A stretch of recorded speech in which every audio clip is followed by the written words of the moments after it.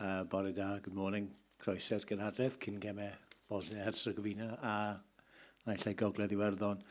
Eidl, welcome to the Wednesday for this press conference with Craig ahead of the matches against Bosnia Herzegovina and either Northern Ireland or Italy. We haven't done this for a while, but it's still the same format. Nothing unexpected. We'll do top table, 3 questions each, and then we'll do some 20 minutes with the written press, and then we'll open up for one-to-ones after with the BBC and S4C and everyone else after. Is that okay? It's usually Geraint or David. Who's going first? Yeah. 3 questions, Geraint. Is that okay? Yeah, no problems. Thank you. Morning, Craig. Morning. Good to see you. Listen, the injury concerns that obviously we've been looking at were well known before today. Ben, Chris Mepham, etc.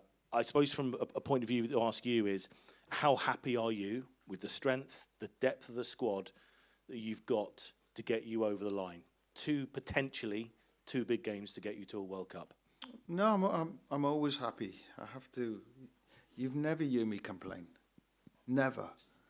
I think we have about 4 or 5 players at this present moment. There might be more come the weekend. No, it's reality. It's not like it's just normal. If I look at the squad, that's why in my time here, I've always constantly kept using the squad.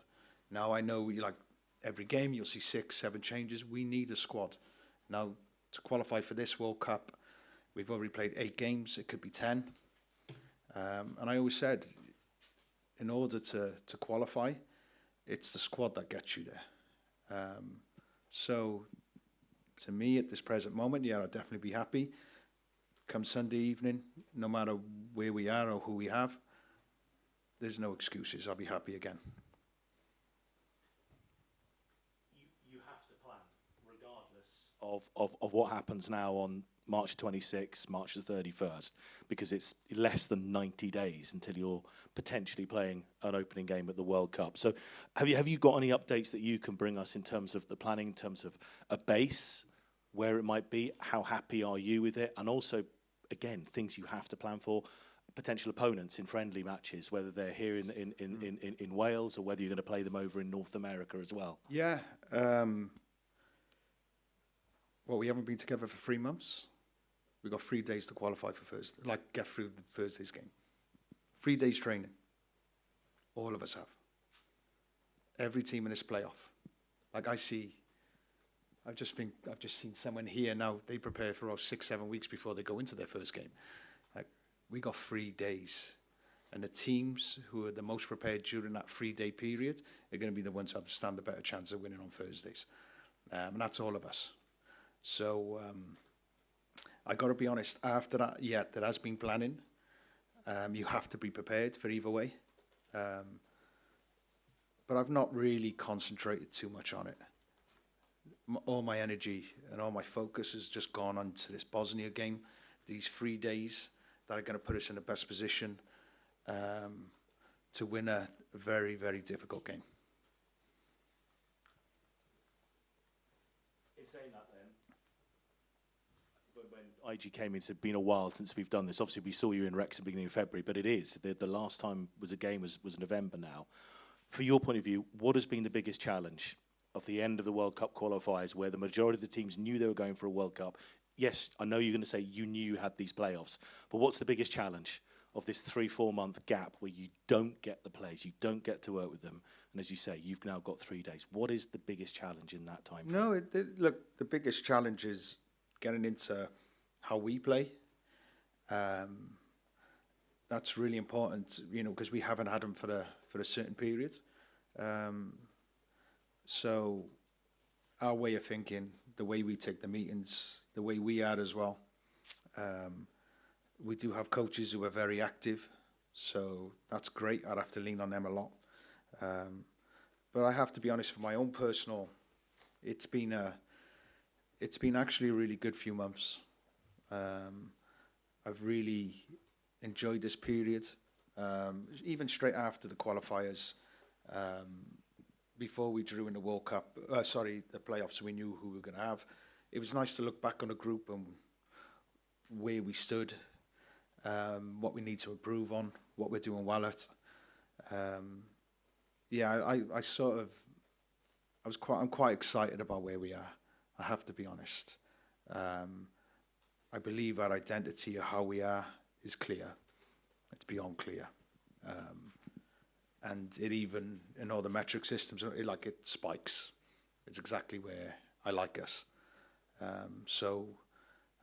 Yeah, it's been nice to look back on that and also look at stuff we can really improve on. Even looking at the Macedonia game, it was a brilliant game for us. But there's bits as well we need to improve on, especially against a team like Bosnia. It's not like a Macedonia game. So recovery runs, making sure we're there for the second balls. You have to do this against this type of team.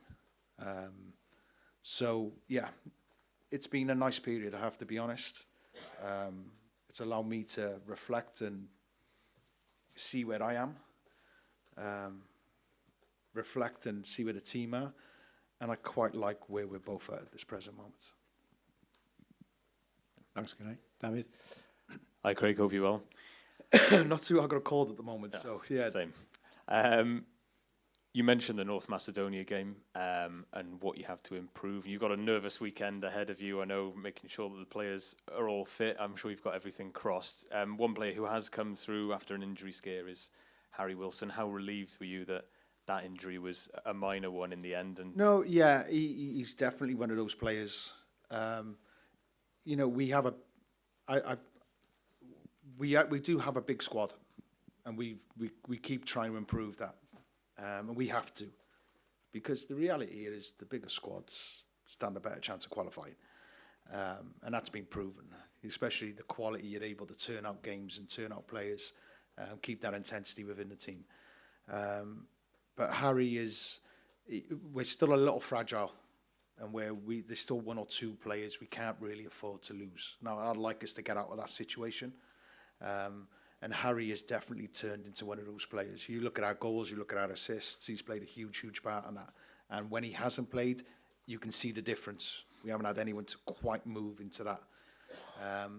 I do believe that's a matter of time.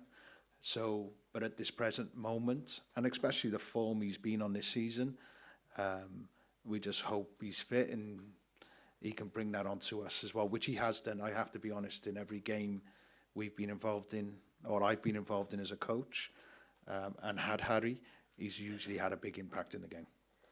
we've really seen him step up in recent months. He wore the armband against North Macedonia as well. I know he's not played for a number of months, but Aaron Ramsey misses out again, a player you obviously respect and know very well. Have you spoken to him recently, and you able to give us I keep an getting update? asked, he hasn't played competitive football in 7-8 months. He's not at a club. Are you surprised? No. Yeah. But do you know a bit more about what the future might hold? I maybe I do, maybe I don't. It's not really for me to talk about. You know, it's a situation I'm sure which will resolve itself soon. And just finally, in terms of, you're always looking to expand the player pool. You know, you talked about it yourself. You know, perhaps Wales don't have the resources of other bigger nations. Ashley Phillips is a player you've been looking at, apparently. Yeah, listen, we always look at the dual nationalities. It's been so good for us over a number of years. I'm so disappointed this got out again. It doesn't help us. Trust me. I'm the one who has to ring the coaches up. I'm the one who has to ring Stoke up, apologise. You know, it doesn't do us any service at all. So please, if you do find a leak somewhere, please speak to me first, because you give us a less chance of being able to get this type of player. But it's something where go down the road. It's not for now, but we're always active on it. We have to be. And with players with quality and they have a chance of being able to play for Wales, we have to be. So, yeah, that's for another time, hopefully. Diolch, David. Lawrence? Craig, just to kind of build on that a little bit, in terms of, Do we really have to? well, I don't know, you seem really frustrated in terms of how it's come out. I mean, if you sort of asked about it, has there been I know what happened. It wasn't done by, it wasn't malicious at all. It was done by accident, but it wasn't like, I think we can all speak. I think you can communicate with me, and I'll let you know if it's a good time or not a good time. Just give us a chance. Give us a chance. We work together, and we have done. In my time here, it's been top. So just one or two occasions, I just think we all want to do well now. We all want the best Wales team we can, because we go to tournaments, you go to tournaments, but we need to work together as well. So, yeah, that's the only disappointing part, really. Just lack of communication probably from myself and you, and something we can get better with. Just looking at some of the injuries, obviously key defenders being out, and Dylan's had his breakthrough year really with Cardiff. How impressed have you been in terms of his development coming into the side in the autumn and then playing through the winter with Cardiff? Look, I played him September. I think before he was playing for Cardiff. He's a really good footballer, really good footballer. And this season he's been able to show his consistency. Okay, it's not at the level. I believe that will happen. League One's not Championship. Championship's not Premier League. But I believe the robustness of games is something he needed, and he's definitely had this year. And I just see a player that will just keep developing. He's been used brilliantly by Cardiff, and long may that continue, because they're definitely helping our situation, because he's an outstanding player with an outstanding future, I believe. And then just looking around where we're sat at the moment, I know there was talk that this was partly paid for by the money from Qatar. How important for the association is it for you to qualify for this World Cup? And is there a pressure that you feel in terms of that? Always. Always. It's probably the most, I feel, to keep moving forward, to keep progressing. We will keep progressing anyway, but money helps now.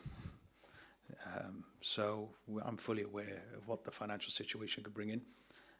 And it just allows our game to keep moving forward, because it's taken, we've seen the development of what tournaments have been able to do for us, and what it's allowed us to, even from grassroots as well.